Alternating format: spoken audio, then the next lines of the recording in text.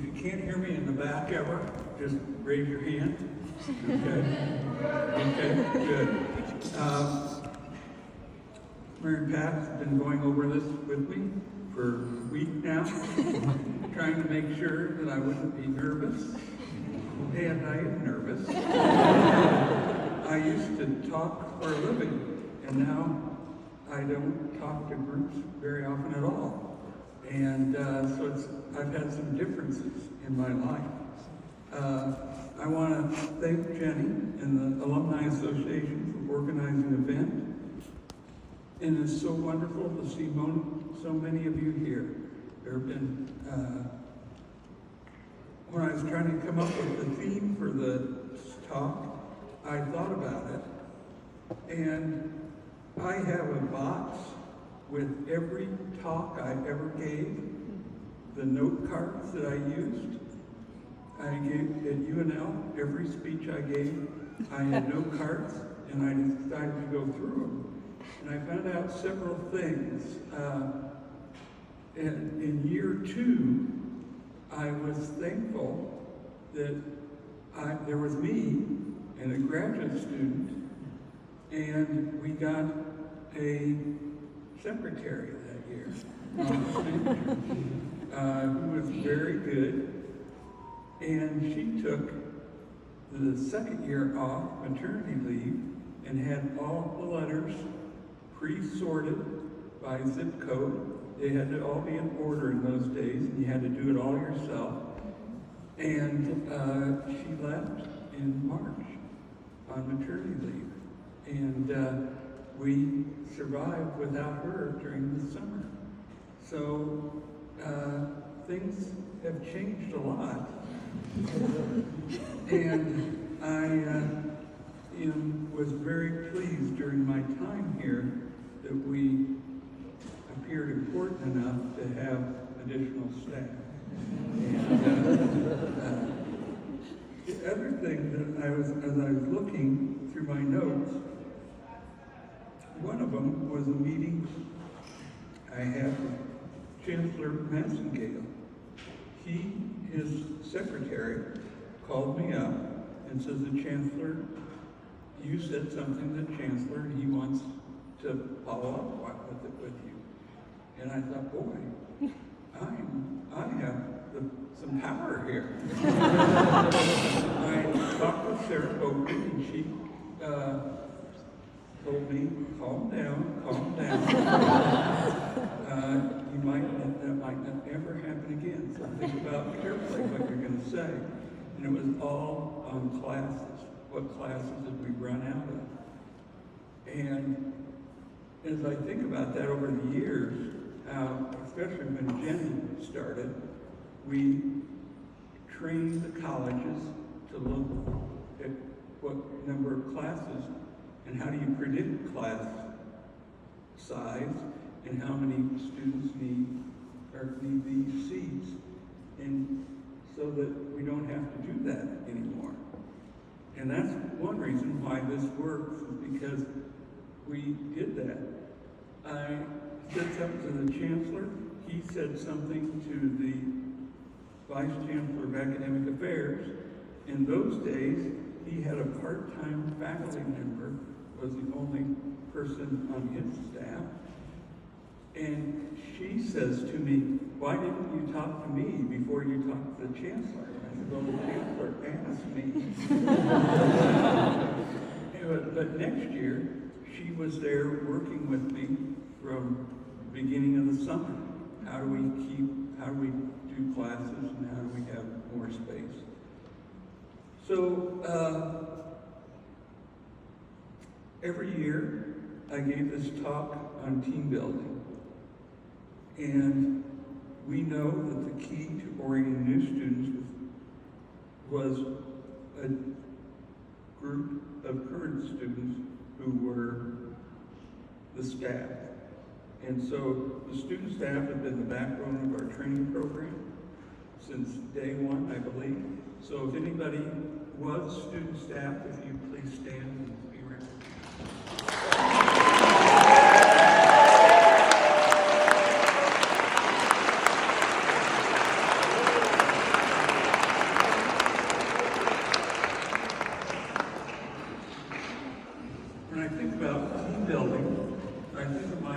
experience brand new here. I arrived on January 22nd, 1988. It was a Sunday, and I sat through 2 interview sessions that Sunday, not knowing anything about the candidates. I just sat there and listened. And the next week, they started training after we hired. And we started it not at the beginning of the semester, which I changed right away, and because they didn't interview until January, I changed it right away to the fall. But I had somebody else do the training, and this person was in the Campus Activities and Programs office, which so was I. And I told her, I don't like certain things, the training.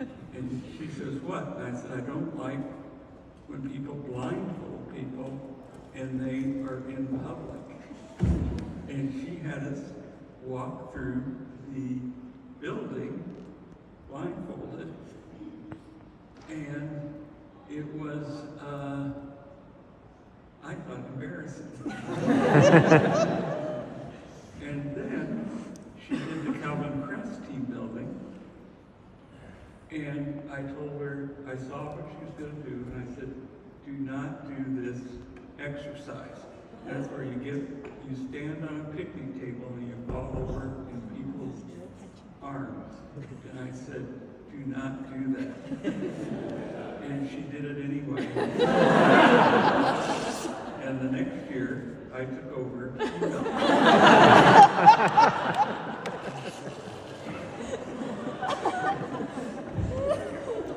Soon later, Ann Coopman came, and she was our graduate assistant, and I was still trying to figure team building out.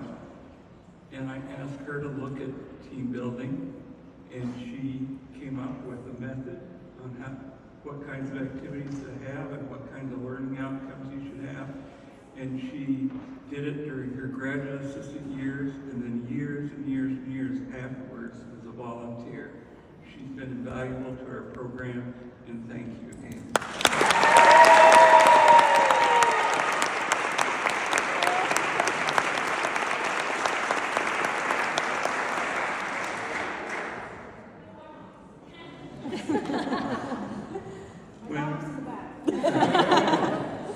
When I looked at the notes that I was writing, and I discovered I had year 2, I had year 5,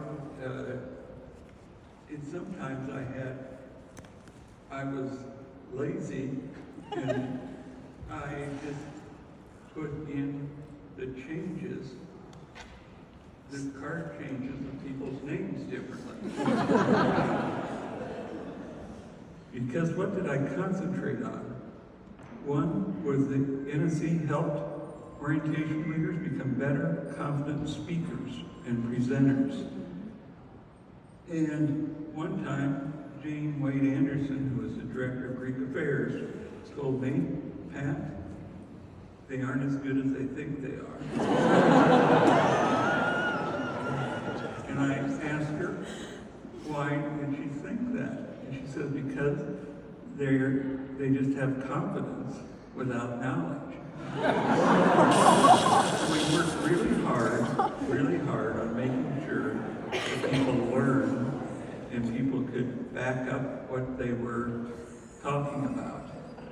And so I believe you became better, confident speakers and presenters because you looked outside yourself to develop in your own experiences to experience what did the national trends say, what did other people do, and I think that made a big difference in our program. So I also think you learned how to be flexible and adjust to make it right. I remember the year Bo Pelini became coach of the Huskers, and it was a big belief that he would turn it around. And such a big belief that when they were done with student football tickets of upperclassmen, there were none left for the freshmen. And no one thought of that in advance.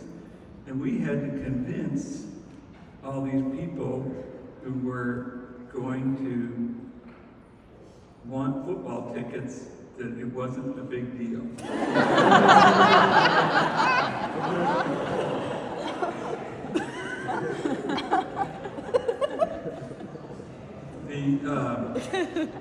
So later, toward the end of my career, when football wasn't doing so well, we had to adjust our tours to include Memorial Stadium, where the marketing team talked to them about football tickets and buy their football tickets that day.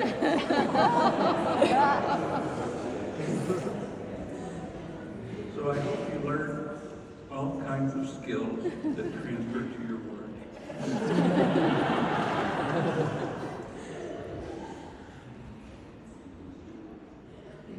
For those of you who know me, I used to say I was going to work forever, and that didn't happen. And I thought I'd just go over a little bit about my life. In 2012, I was diagnosed with mantle cell lymphoma. Former orientation leader, Dr. Steve Bender, is my oncologist, and Dr. Dave Lee was my GI doctor, and they came up with a plan, said watch and wait. So 5 years later, in 2017, I had my weight dropped to 155 pounds, which I weighed at in my high school graduation. And I was about 30 pounds less than I am right now. I remember when I walked in the cafeteria, and one of the cafeteria workers ran up to me and said, "Pat, you lost weight, you look good." And I told her, she says, "What did you do?" And I said, "I've been sick." So it wasn't working with waiting any longer, and so it was time for chemo. And in 2017, the same year, Mary Pat was diagnosed with breast cancer. We went to the same clinics, we had with the same staff, the same doctors, in the same room for chemo. We were stars of the cancer.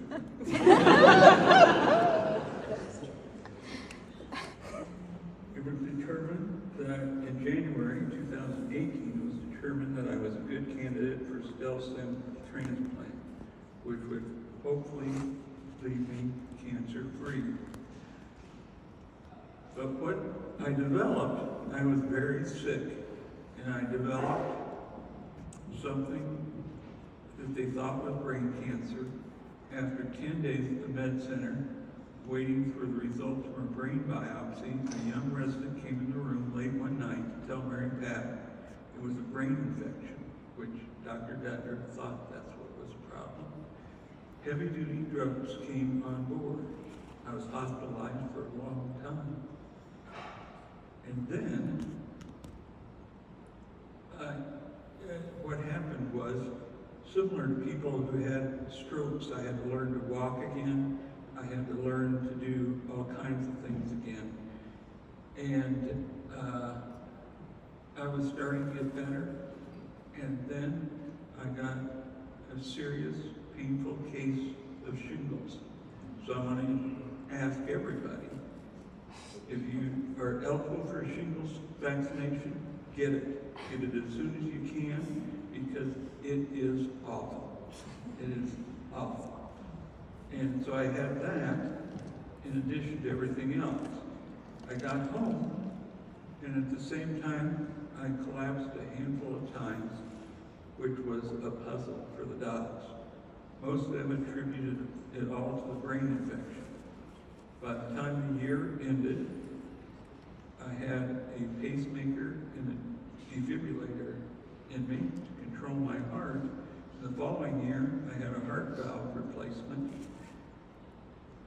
And my physical therapist who got me through after having your chest cracked is here tonight, Tim Bouch.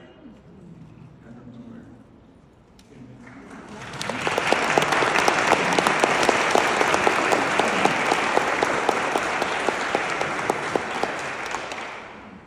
And I have to say, I had vision issues and Lee Thurber helped there, and I had pain issues and Chris Fieberberg helped there.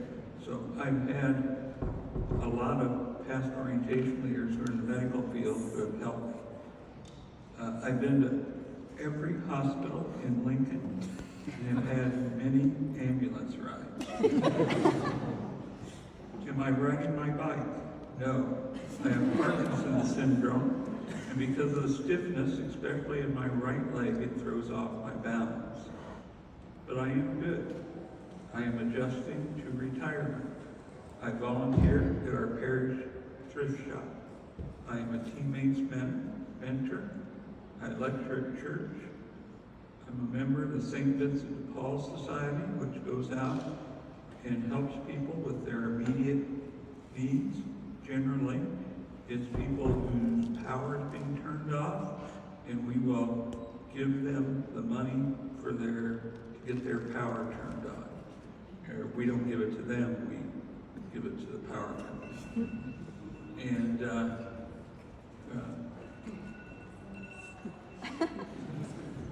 that's an alarm that says, take your medicine. Definitely not.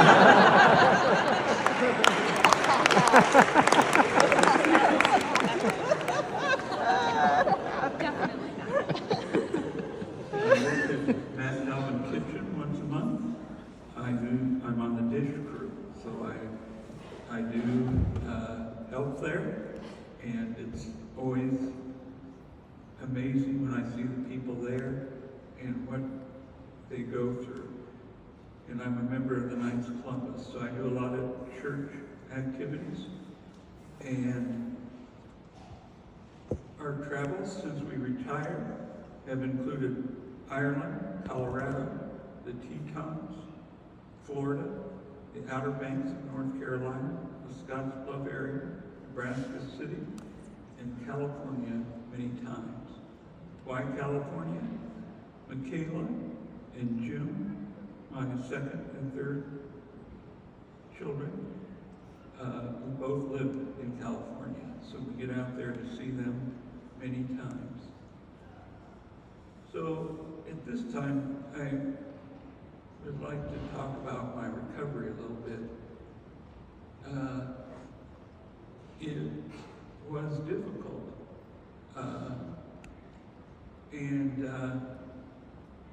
I skipped part of it, but Colleen, Teresa, her husband Derek, and Laura are all with us tonight, our Nebraska group.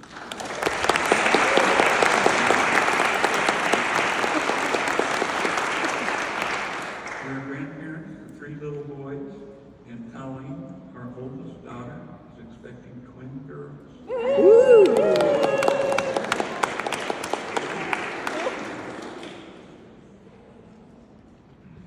So, Mary Pat was my rock. While she was going through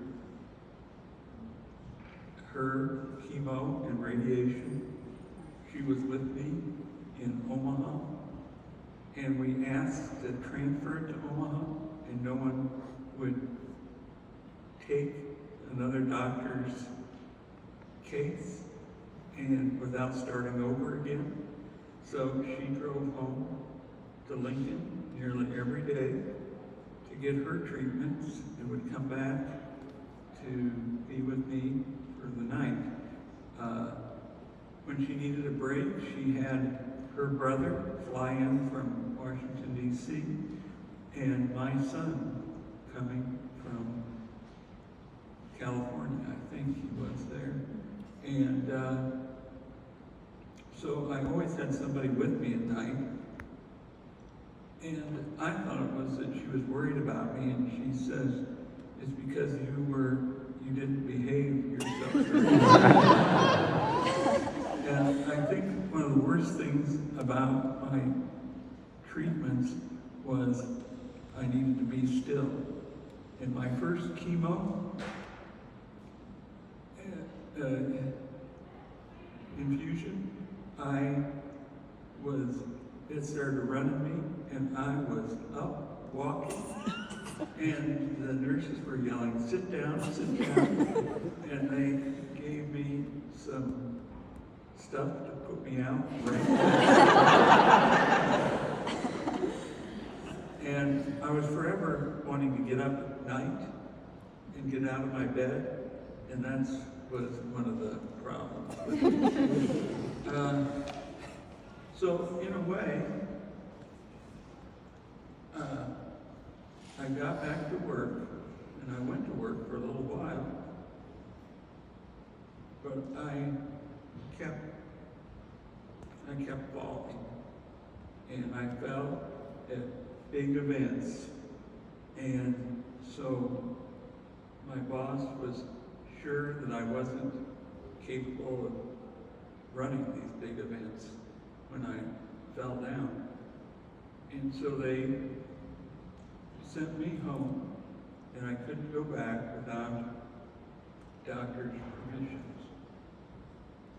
And it was amazing. Every week I'd be better, but I still wasn't good enough to run the program. It's a physically exhausting program, and I still struggle with balance.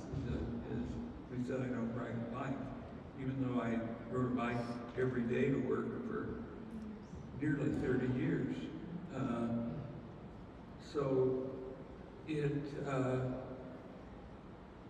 I believe that I didn't have to go through. It was quick for me, so I wasn't really prepared for retirement, but it did God granted me the retirement, and it was, so I didn't have to do, this is my last day of tour training. This is my last time doing this. This is my last day of orientation, because all that was over. And the university did a great job with working with me to get on disability, because I was 64, and how do you lose your insurance when you retire? And so I went on disability, and I was on disability for 3 years, so it pays to have disability insurance.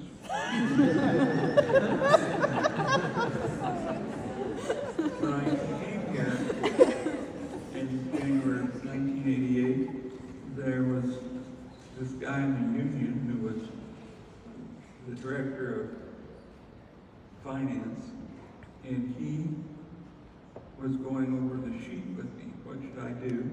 And he said to me, "Be sure to do disability. You're more likely to be disabled than you die.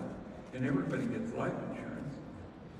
And so I did what he told me to do. And it was really a great thing for me at that time.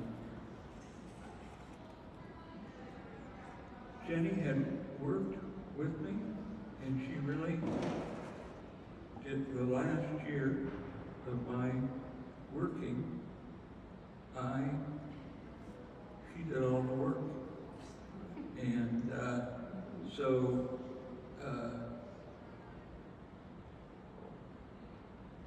I think that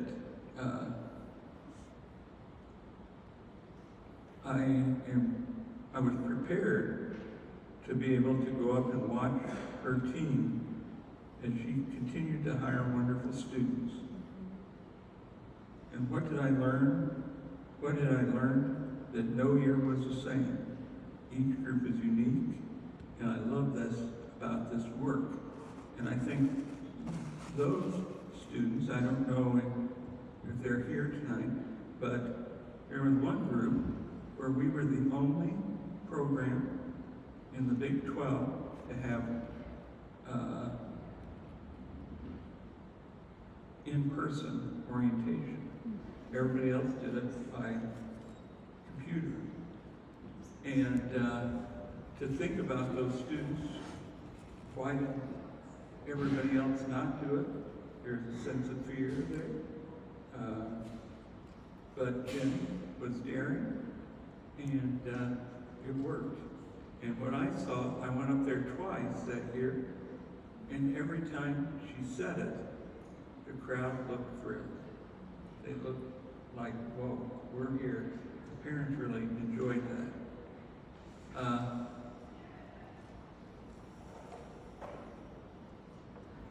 I also think the wave is still being carried on when you get introduced, or when you introduce yourself. The message is success, so you can find your home here at UNL. And the orientation leaders continue to make their personal experience for each new student and their parents. Maybe some of your children have gone through NSE. I'd like to show of hands if you had a child go through NSE. Thank you.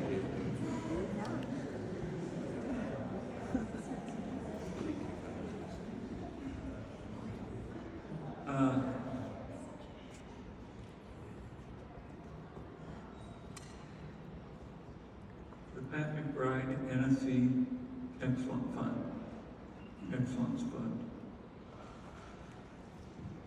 Victor Martinez, who's here tonight, was working for the foundation, and he was the first one who called me at home and said, Pat, you need to get this started.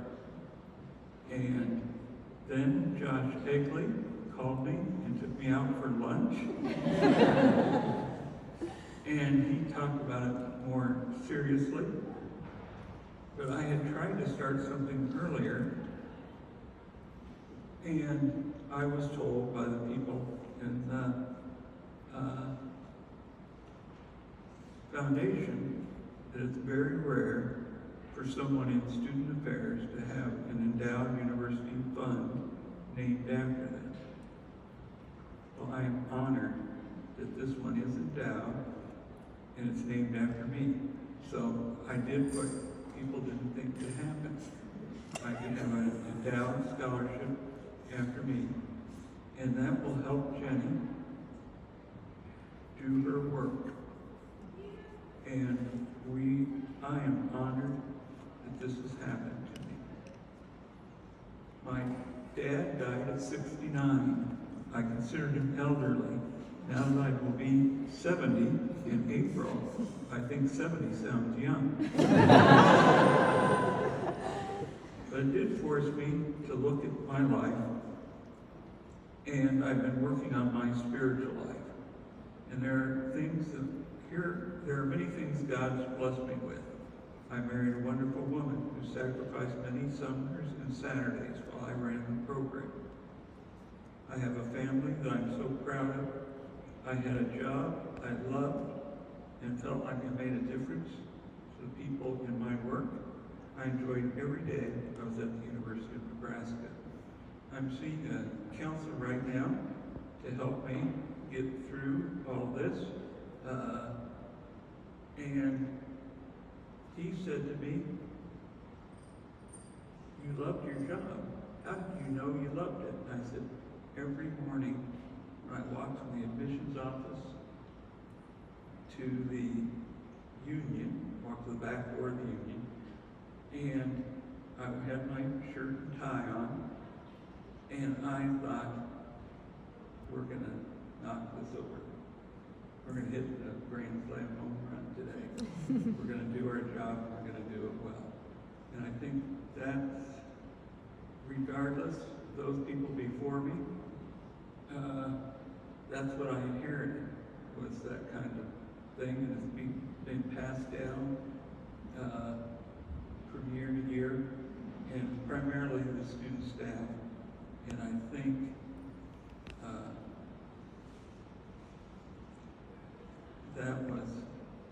it reminded me that was an important thing in my life.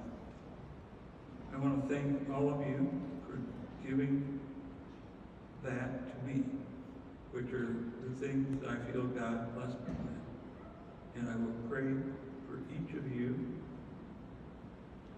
daily that your success continues to grow. With that, I would like to thank everybody for being an orientation leader and helping new students succeed. Thank you.